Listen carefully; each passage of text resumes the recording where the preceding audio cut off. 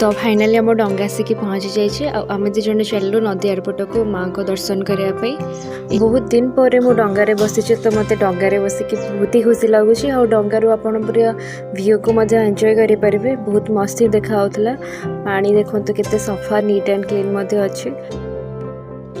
डंगारे जावासवाई जनक पिछा आपन को 20 टंका लगे।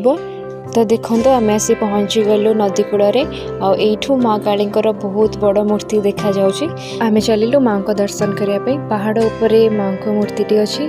तो जीवा रास्तार प्रथम जो महिला जनक कूड़ माछ काटिकी पत्थर हो जाते प्रतिमूर्ति अच्छी।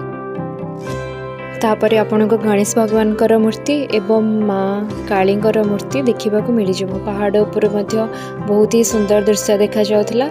आम मान को तो ये आसिक बहुत ही खुशी लगे आम मैंने बहुत एंजॉय कलु। तो आपण मैंने जदि संबलपुर आछे हुमाडोमा बुली निश्चय आसतु।